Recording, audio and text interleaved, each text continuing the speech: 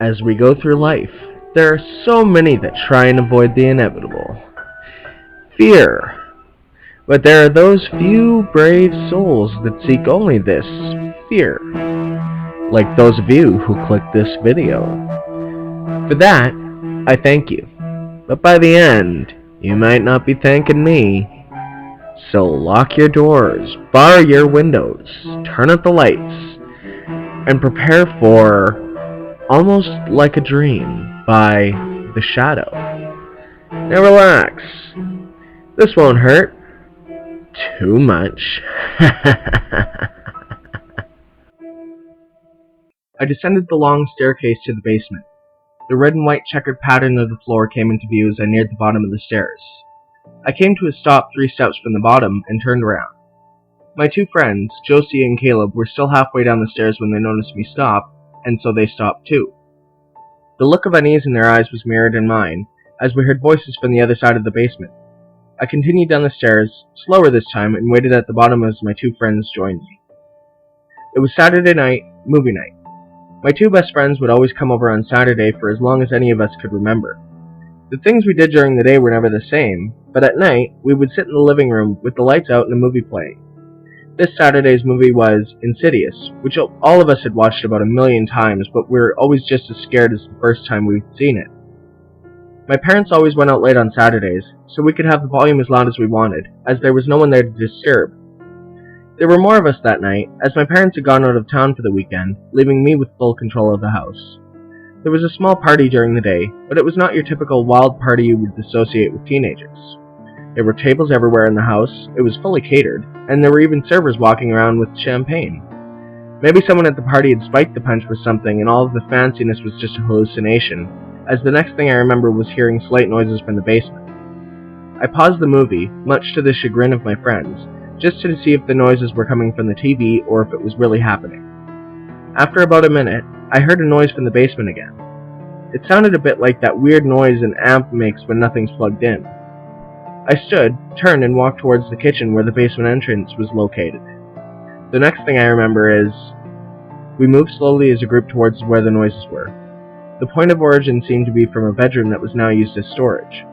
My first thoughts were that maybe some vagrant broke in and had been living down there, but even that theory had left a bad taste in my mouth. The noises seemed to now resemble voices. Unintelligible ramblings, but definitely voices. 5 feet from the door, I gave the motion for us to stop and figure out what we would do from here. Josie immediately suggested we call the police, but Caleb and I, being young, stubborn teenagers, we overruled that plan and decided to solve the situation ourselves. We went back and forth arguing for several moments, but Josie tired of it shortly. She suggested we settle this like men, with the childish act of rock, paper, scissors, best 2 out of 3. I lost, and stood there, hesitant for a long time, before I ran full force into the door, knocking it off its hinges and sending me sprawling face first onto the floor. Josie and Caleb ran to my side, all fears momentarily forgotten as concern for my well-being vetoed the previously mentioned fear. When my friends helped me up, we realized what was happening. The fear returned, but in an instant changed to befuddlement as we saw the scene before us. 2 men and a woman were sitting on a pile of dusty boxes in one corner of the room playing poker. The sight normally would cause panic in normal circumstances, but we were baffled when a flood of recognition washed over the situation. These random people were teachers at our middle school. Well, before it burned down, killing about half the student body and many teachers, including the ones that were now sitting in front of us. There was an awkward silence as the 3 teachers noticed us and froze, mouths agape. We had a very bad situation now. The gap between our side and the other side had been breached. The teachers thought that they were seeing dead people and began to appear visibly frightened. Only I knew how serious this situation was, as I have seen the other side before, and if someone notices you, you immediately stick out like a grape in a bowl of pea soup. Caleb and Josie had no idea about this, though, and made the ultimate mistake that sealed their fate. They ran over to the teachers, jabbering out words, only a few making sense, such as, "I thought you were dead," and "We missed you." I awoke to my alarm clock beeping incessantly. I punched at the snooze button and sat up, my pillow stained with tears. It was Saturday morning, and my 2 best friends would do by at any time, so I started to get ready. As I showered, all of the figurative dirt of the previous night circled down the drain with a slight gurgle. My phone rang in the other room. Wearing only a towel, I raced over and answered it just as the answering machine picked up. It was only Caleb, telling me that he had rented an old favorite of ours to watch, and that he would pick up Josie in maybe about 30 minutes and then head over to my place. The dream forgotten, I hung up the phone and went to get dressed and tidy up the place before my friends arrived. As I carried a laundry basket down the narrow basement steps, I could hear voices coming from a dark corner. All of the dream flew back into my mind, causing me to drop the laundry basket and run up to my room, where I packed an overnight bag and ran outside, where I waited on the stoop for my friends, who arrived shortly after. I got the door to Caleb's car open as it was pulling into the drive and jumped in, and told Caleb that we have to go somewhere else, right away. Caleb gave me an unreadable look, but all the same still backed out of my driveway and began to head back towards his house. We had spent a few Saturday movie nights at his house and his parents were usually out, but it was never as fun, as he always wound up babysitting his younger sister, and so if we were to stay up late and watch a movie, we had to be careful not to make too much noise.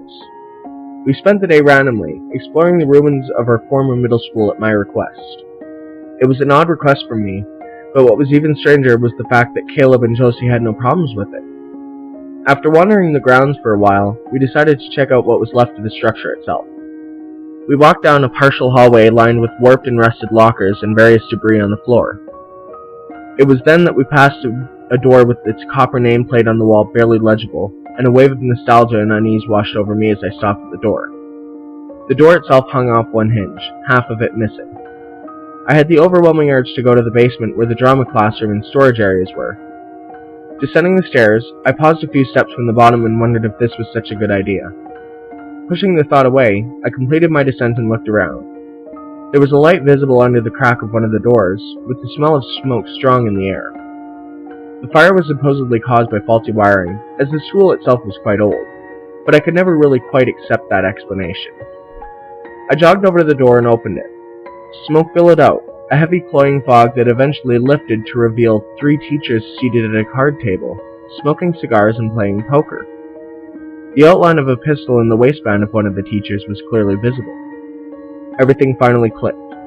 The autopsy of the 3 sets of remains found in that room, which is now in the Office of Public Records, showed that one victim had been shot, but it was never confirmable, so it only stayed as speculation in the extra notes section of the autopsy. The fire, I realized, had started right here in this room, like from a poker hand gone awry.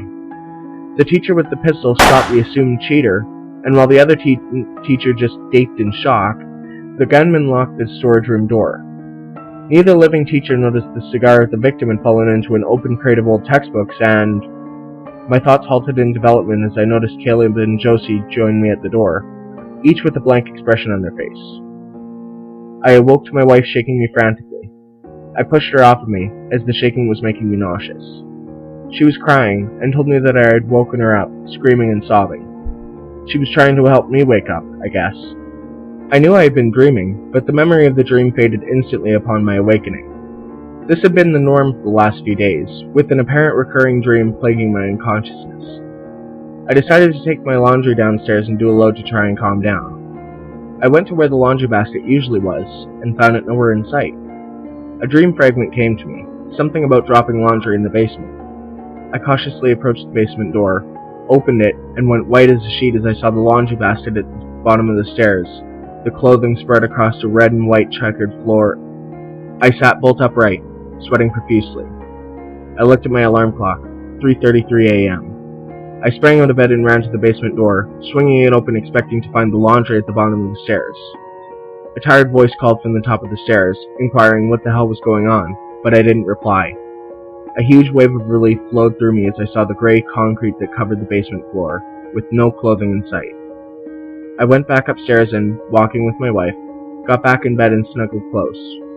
My wife fell asleep almost instantly, snoring slightly, but I lay awake for quite a while, with the thought constantly running through my head. I've never been married.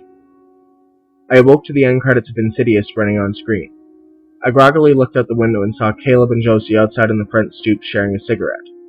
The house was a no-smoking zone, but yet the heavy smell of cigar smoke invaded my nostrils. I blinked and sat down as smoke began enveloping me, and when I could see clear enough again, I was seated at a card table. Caleb and Josie were sitting as well, and I had the thought invade my head that Caleb was cheating. His luck always seemed to be quite high, but it was about to run out. I drew my pistol and fired. Caleb's blood spattering the wall behind him. I think I was laughing, but I can't be too sure. Maybe if I could just think clearly. I awoke in the same fuzzy hazes every morning, thanks to the Herculean amount of medication I was on. I surveyed my surroundings. White everywhere. The only thing that wasn't white was a brown object on my desk beside a red deck of cards, a thin haze of blue smoke from the object and the half-inch of ash that accumulated on the tip informed me it was a cigar. I sat at the table and began to shuffle the cards, then proceeded to deal a hand of poker for 3.